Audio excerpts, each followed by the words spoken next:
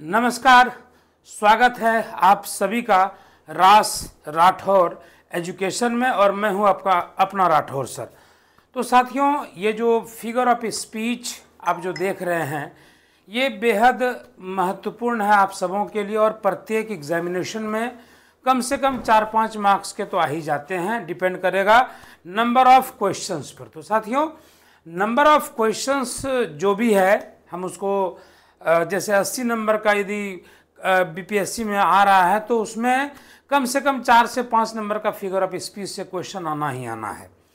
तो सबसे पहले ये हम लोग को समझना है साथियों कि फिगर ऑफ स्पीच होता क्या है। देखिए, आप अपने आप को स्मार्ट दिखने के लिए तरह तरह का चीज़ इस्तेमाल करते हैं। क्या करते हैं, कभी आप जो है पाउडर लगाते हैं, कभी आप जो है लिपस्टिक लगाते हैं, कभी जो है परफ्यूम लगाते हैं, ठीक है, शेविंग करवाते हैं।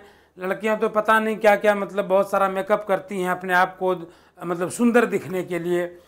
तो ये तो हम मनुष्यों का काम है, लेकिन भाषा की खूबसूरती को बढ़ाने के लिए भी कुछ काम किया जाता है, कुछ अलग से उसको अलग तरीके से बोला जाता है, लिखा जाता है, जो कि नॉर्मल मीनिंग से क्या होता है बिल्कुल बिल्कुल बिल्कुल अलग होता है। नॉर्मल मीनिंग से जो होता है साथियों वो बिल्कुल अलग होता है फिगर ऑफ स्पीच, ठीक है। और हिंदी में उसको अलंकार कहते हैं। हिंदी में क्या कहते हैं, उसको अलंकार कहते हैं, ठीक है। जैसे आप सुने भी होंगे लाल रूप लाली धरन अरुधरी लाल लंगूर अब वज्र देह दानव दलन जय जय जय कपिसूर। देखिए, ला का लगातार जो है प्रयोग होना कितना सुंदर लगता है। जय जय जय कपिसूर, जय ज का जो उच्चारण है कितना सुंदर लगता है। ये आप जन गण मन भी जब गाते हैं तो देखते होंगे लास्ट में हम लोग क्या बोलते हैं, जय हे जय हे जय हे जय जय जय जय जय हे बोलते हैं ना। तो यही अलंकार है, इसी को अलंकार कहते हैं। जैसे हम कोई व्यक्ति अगर उसकी मृत्यु हो जाती है, मौत हो जाती है, तो हम उसको यह कह सकते हैं, अगर हम कहते हैं कि वो मर गया तो थोड़ा कठोर वर्ड है मरना, हम उसके लिए यूज कर सकते हैं कि वह गुजर गया, वह इस दुनिया को छोड़कर चल बसा, वह परम पद को आरूढ़ हो गया, ठीक है। तो ये सारे जो है इसी को अलंकार कहा जाता है, ठीक है, जिसमें मिठास हो, जिसमें खूबसूरती हो, जिसमें सुंदरता हो, इसी को हम लोग अलंकार कहते हैं, ठीक। तो हिंदी का अलंकार तो आपने बहुत पढ़ा होगा, अनुप्रास अलंकार, यमक अलंकार। लेकिन आज जो है साथियों हम लोग फिगर ऑफ स्पीच जो इंग्लिश में है हम उसकी चर्चा करने जा रहे हैं साथियों। तो इसी क्रम में सबसे पहले हम लोग देखते हैं, सबसे पहला जो नंबर आता है वो है किसका, तो वो है आप देख सकते हैं एलिट्रेशन का। एलिट्रेशन का मतलब क्या होता है साथियों, तो एलिट्रेशन का जो मतलब होता है, alliteration is the repeating of consonant sounds right next to each other which creates a memorable or melodic effect. अभी जस्ट हमने एलिट्रेशन का ही एग्जांपल आपको दिया था, लाल रूप लाली धरन अरुधरी लाल लंगूर अब वज्र देह दानव दलन जय जय जय कपिसूर, ठीक है। तो एलिट्रेशन उसी को हम लोग कहते हैं, वो एलिट्रेशन आपका हो गया। और इंग्लिश में भी आपको एक बेहद खूबसूरत सा एग्जांपल देते हैं, मजा आ जाएगा आपको। देखिए, इंग्लिश का एग्जांपल आप सबों के सामने रखने जा रहे हैं। इंग्लिश में एक वर्ड देखिए कितना सुंदर वर्ड है, देखिए 10 tiny tortoises talking to 20 timid toads। देखिए कितना सुंदर है ये कि 10 मतलब हो गया 10 छोटे कछुए बात कर रहे थे 20 डरे हुए मेढकों से। कितना सुंदर एग्जांपल है। यहां पर केवल टी का यूज हुआ है पूरे में, है ना। 10 teeny turtles talking to 20 timid toads. ये सब एग्जांपल तो सब पढ़े होंगे, ये सब लिटरेचर का है, लेकिन ये एग्जांपल कहीं नहीं पढ़े होंगे। ये मेरा एग्जांपल है, ये हम बनाए हैं, ठीक है।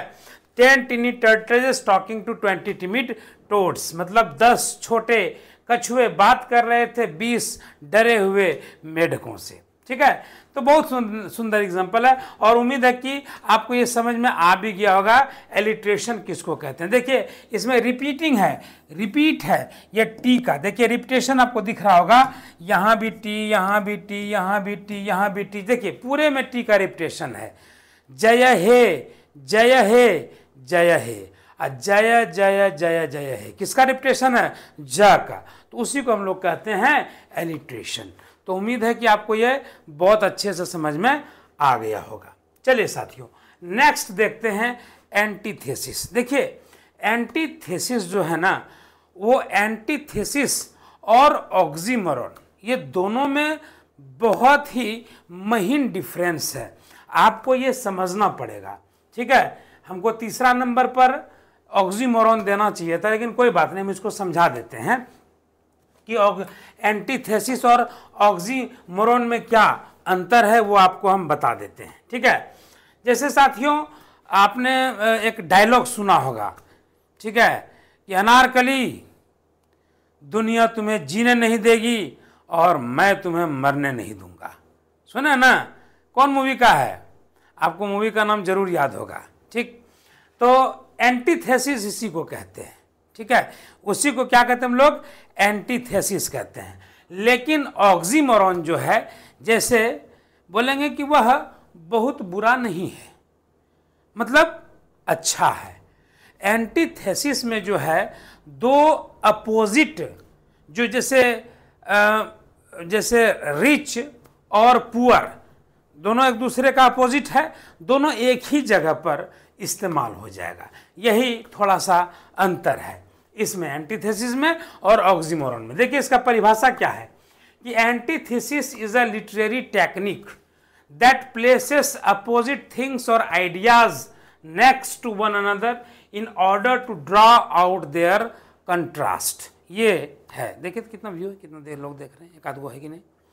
तो एंटीथेसिस जो है वो एक ऐसा लिटरेरी टेक्निक है जो प्लेस करता है अपोजिट थिंग या आइडियाज को next to one another in order to draw out their in contrast. एक दूसरे का कंट्रास्ट है, विरोधाभास है दोनों में। ठीक है, एक दूसरे का विरोधाभास होता है इसमें।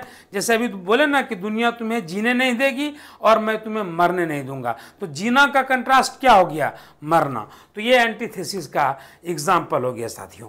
हम चाहेंगे कि आपको एंटीथेसिस और ऑक्सीमोरॉन के बीच में जो है आपको अंतर का पता होना चाहिए साथियों, कि एंटीथेसिस क्या है और ऑक्सीमोरॉन क्या है, ये आपको जानकारी होनी ही चाहिए, अन्यथा आपको आगे बहुत ही प्रॉब्लम होगी। तो इसमें क्या करेंगे साथियों, एंटीथेसिस क्या होता है इसको जरा ध्यान से देखेंगे। द टू अपोजिट वर्ड्स, यहां लिखेंगे एंटीथेसिस में द टू अपोजिट वर्ड्स, दो विरोधी शब्द are not written together, are not written together. ये आपका हो गया साथियों क्या, इसको हम लोग कहते हैं एंटीथेसिस। ठीक है, जैसे इसका हम एक एग्जाम्पल आपको देना चाहेंगे, यहां पर जरा ध्यान से देखिएगा एग्जाम्पल क्या है। जैसे we either win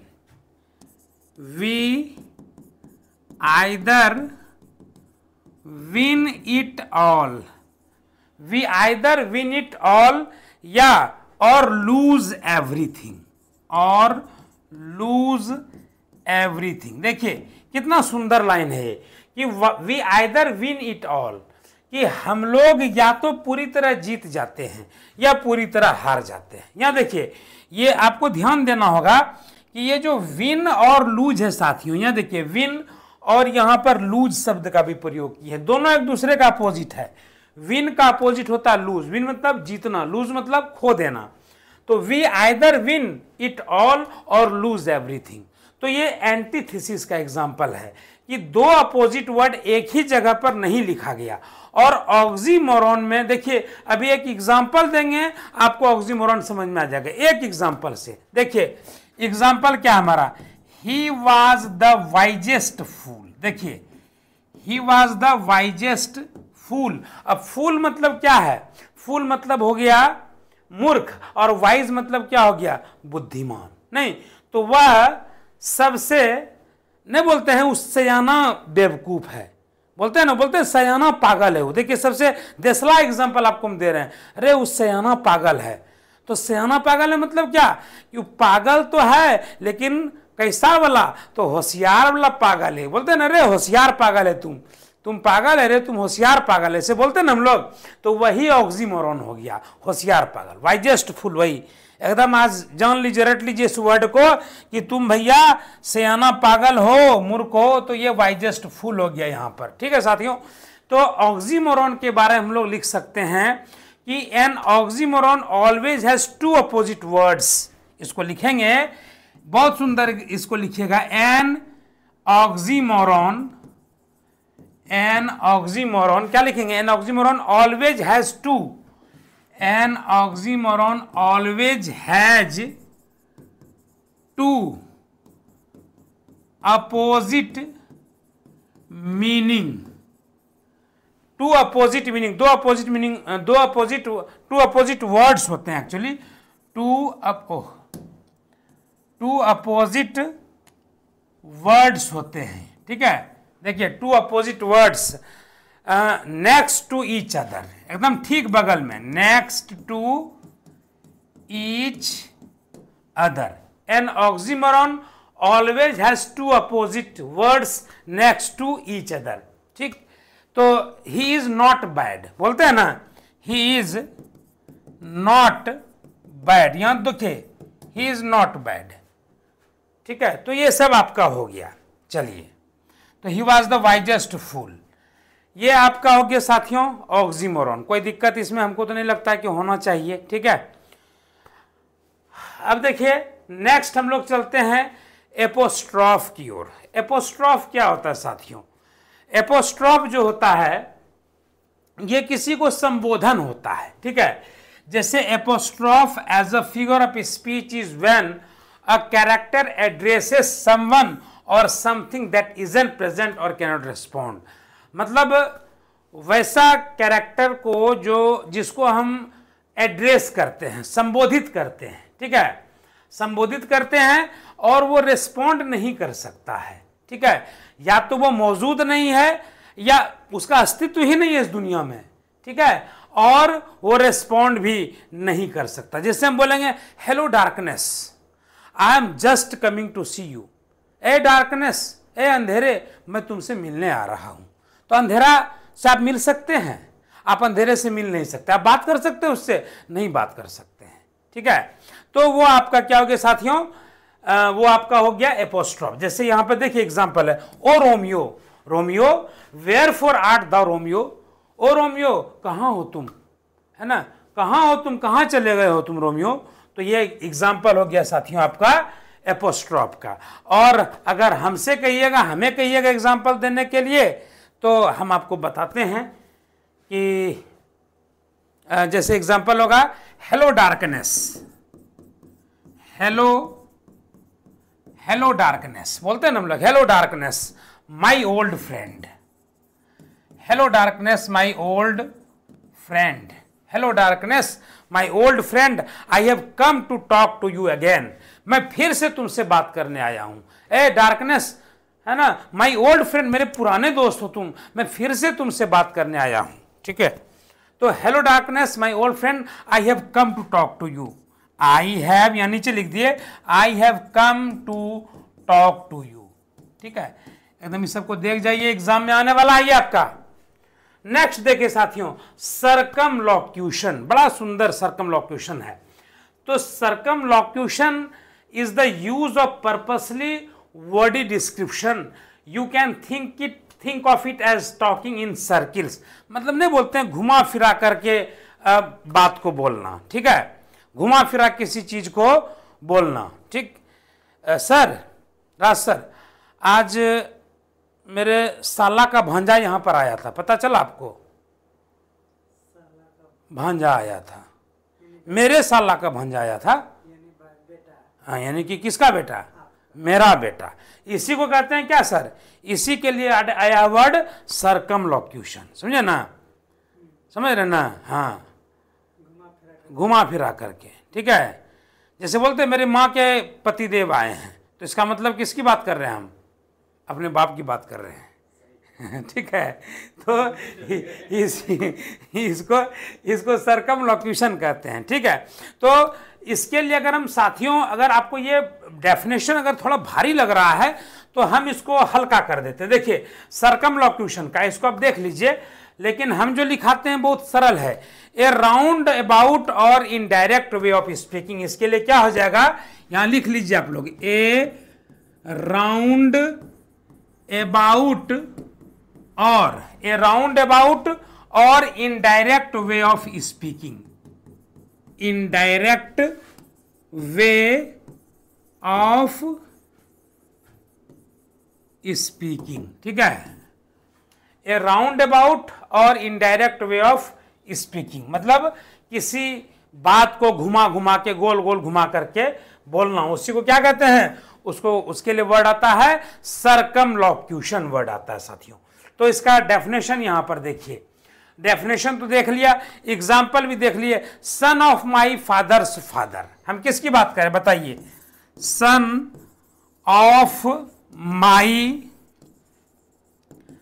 fathers father, बताइए सर हम किसकी बात कर रहे हैं, son of my father's father, बोलिए sir, son of my father's father क्या हुआ, सन मतलब बेटा, ऑफ माई फादर्स फादर, किसकी बात कर रहे हैं, हाँ, सन ऑफ माई फादर्स फादर, मेरे मतलब मेरे पिता के पिता की बात कर रहे हैं। ठीक है, तो मतलब मैं अपनी पिता की बात कर रहा हूं, इसका मतलब क्या हो गया, माई फादर हो गया। ठीक है साथियों, इसका मीनिंग क्या हो गया, माई फादर, इसका मतलब मैं बात कर रहा हूं किसके पिता की, तो माई फादर, अपने पिता की बात कर रहा हूं। ठीक है, मेरे साले का भांजा मतलब मेरा बेटा।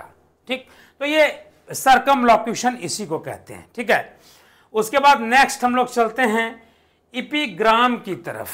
प्लीज चेक कितना आवाज हुआ, सब ठीक है, और वो भी देखिए कितने लोग देख रहे हैं। एपिग्राम, एपिग्राम क्या होता है साथियों, an epigram is a clever and memorable statement, you will find epigrams in speeches, poetry and at the front of a book. आप एपिग्राम को स्पीच में, पोइट्री में या बुक के कवर पर आप इसको देख सकते हैं। जैसे हाउ मच पीपल 3, देखिए तो speeches, poetry and at the front of a book आप देख सकते हैं साथियों। No one can make you feel inferior without your consent. देखिए कितना सुंदर लाइन है, पंचिंग लाइन इसको कहते हैं साथियों, कि तुम्हें कोई जो है ना, तुम्हें कोई नीचा नहीं दिखा सकता तुम्हारी सहमति के बिना। यदि तुम उसकी बातों से सहमत नहीं होते हो तो तुम्हें कोई नीचा दिखाने वाला पैदा इस दुनिया में नहीं हुआ है। ये आपका एग्जाम्पल है। जैसे और भी हो सकता है, जैसे टाइम इज मनी, है ना, समय ही धन है, टाइम इज मनी, समय ही धन है। और क्या, एक बहुत ही फेमस कहावत है, the child is the father of a man, the child is the father of a man. ये सब जो है ना साथियों, ये सब क्या है, इसी को हम लोग एपिग्राम कहते हैं। ठीक, इसी को कहते हैं हम लोग एपिग्राम। चलिए नेक्स्ट पॉइंट की ओर चलते हैं। अगला पॉइंट है साथियों, बहुत ही सुंदर ये है फिगर ऑफ स्पीच अलंकार, जिसको यूफिमिज्म कहते हैं। यूफिमिज्म क्या होता है आखिर, आपको जानना चाहिए। तो a euphemism is a way to say something in an understated manner. जैसे अभी जस्ट आपको जब हमने वीडियो शुरू किया था तब आपको बताया कि यूफिमिज्म क्या होता है, आपको हमने क्लियर किया कि यूफिमिज्म जो होता है साथियों वो क्या होता है, तो किसी हार्श वर्ड को, कठोर वर्ड को जो है बहुत ही तोड़ करके उस बात को कहना, या फिर बहुत ही पोलाइटली वे में उस बात को कहना। जैसे कि मर गया, मर गया के बदले हम लोग कह सकते हैं वो गुजर गया। यही एग्जाम्पल है यूफिमिज्म का। मर गया के बदले क्या कह सकते हैं, वो गुजर गया। ठीक है, तो ये क्या हो गया कि a euphemism is a way to say something in an understated manner और often to avoid difficult topics like money, death और सेक्स। ठीक है, death can be an uncomfortable subject, so we are developed many euphemism to avoid confronting it head on. Rather than telling a friend that a relative died you might say, आप कह सकते हैं kicked the bucket, passed away, no longer with us. बोलते हैं ना कि now Mahatma Gandhi is no longer with us, Mahatma Gandhi हमारे साथ अब नहीं है ना। My father is no longer with us या विथ मी, मेरे पिता अब हम लोग के साथ नहीं रहे, हम लोग के पास नहीं रहे, वो बैकुंठ धाम को सिधार गए, है ना। तो यही इसी को हम लोग कहते हैं साथियों यूफिमिज्म, ठीक है। तो कह सकते हैं इसको सिंपल लैंग्वेज में कि a mild word or phrase use to replace harsh word, लिख सकते हैं कि a mild word or phrase, a mild word or phrase used to replace harsh word, used to replace harsh words, ठीक है। a mild word और phrase मतलब एक बहुत ही जेंटल वर्ड या फ्रेज जो यूज किया जाता है कड़े शब्दों को हटाने के लिए, ठीक है। तो ये साथियों ये हम लोग का क्या है, तो ये यूफिमिज्म का ये सबसे सुंदर परिभाषा था, एग्जाम्पल था। अब चलिए साथियों हम लोग बढ़ते हैं नेक्स्ट अलंकार की तरफ, जिसको हम लोग हाइपरबोल कहते हैं। हाइपरबोल समझते हैं क्या होता है, किसी चीज को बढ़ा चढ़ा करके पेश करना को साथियों क्या कहते हैं, किसी चीज को बढ़ा चढ़ा के पेश करना उसको हम लोग हाइपरबोल कहते हैं, ठीक है। जैसे हम लोग बहुत बार बोलते हैं, क्या बोलते हैं साथियों, तो जैसे मैं इतना प्यासा हूं कि मैं एक समुद्र पानी पी सकता हूं, बोलते हैं ना, मैं इतना प्यासा हूं कि मैं एक समुद्र पानी पी सकता हूं, एक घड़ा पानी पी सकता हूं, मैं इतना प्यासा हूं, ठीक है। तो ये क्या हो गया, ये जो है साथियों यही एग्जाम्पल है हाइपरबोल का, किसी चीज को बढ़ा चढ़ा करके पेश करना, ठीक है। हम जैसे बोलेंगे कि एगो सांप देखे लगभग 50 फीट लंबा, ठीक है, उतना लंबा होता है सांप क्या, 50 फीट लंबा, ठीक है। तो किसी चीज को बढ़ा चढ़ा के पेश करना, जैसे आप लोग को देखते हैं शादी विवाह में जो कार्ड मिलता है उसमें लिखा रहता ना, वक्रतुंड महाकाय सूर्य कोटि समप्रभ, बोलते हैं ना, निर्विघ्नं कुरु मे देव सर्व कार्येषु सर्वदा, बोलते हैं ना। तो वक्रतुंड महाकाय ये क्या है, ये इसी को हम लोग कहते हैं साथियों हाइपरबोल, किसी चीज को बढ़ा चढ़ा करके पेश करना।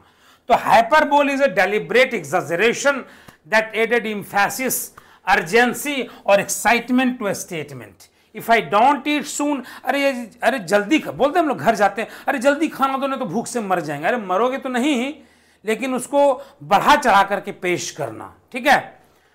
जैसे ठंडा है तो लगता है ना, बोलते हैं अरे बा इतना ठंडा कि लगता है गल जाएंगे, तो ये क्या हुआ, to say something in an exaggerated manner, that is called hyperbole. चलिए कोई दिक्कत साथियों यहां तक तो समझ में हमको लगता है कि आपको आ गया होगा। अब हम लोग बात करेंगे साथियों आयरनी की। आयरनी क्या होता है, एक्चुअली आपको समझना पड़ेगा आयरनी। जैसे हम एक एग्जांपल से आपको समझा देंगे, ज्यादा डेफिनेशन की भी जरूरत नहीं है।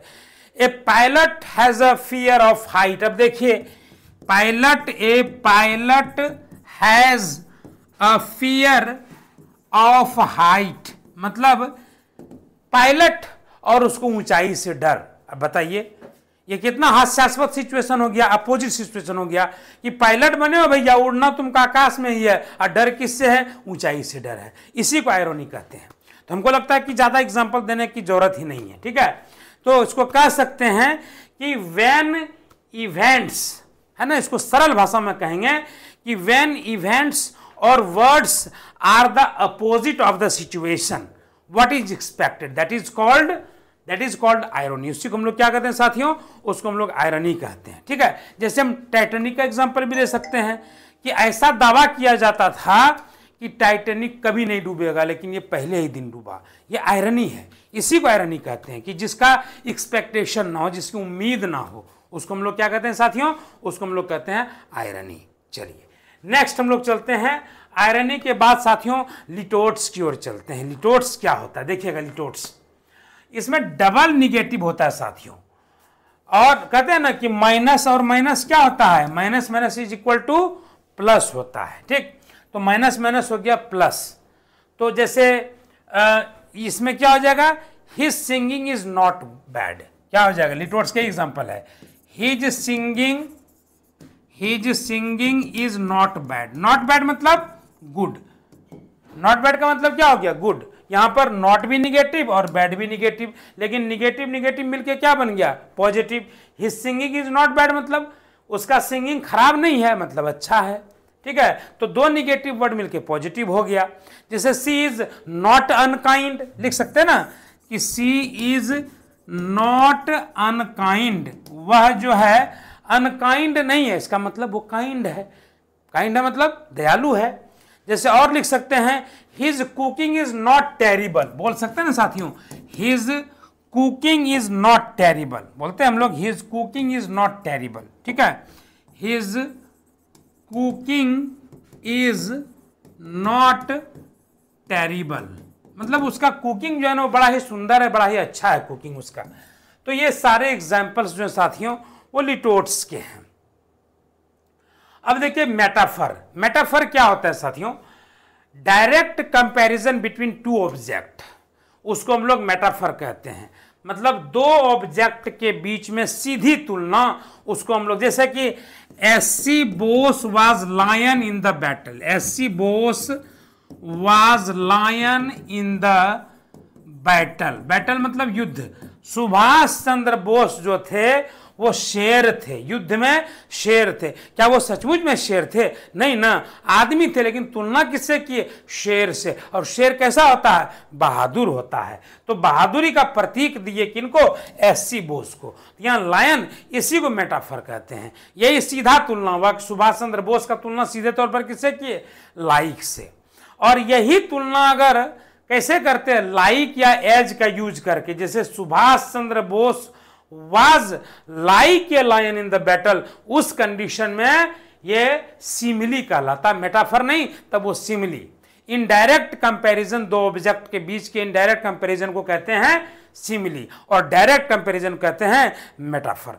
तो मुझे लगता है कि यहां तक ये 10 आज आपके लिए काफी हैं।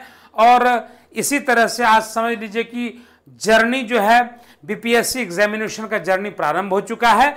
आगे भी बहुत सारे चीज आते रहेंगे, आप केवल जुड़े रहिए और इसी तरह से सपोर्ट दीजिए, प्यार दीजिए। बहुत बहुत धन्यवाद आप सभी का।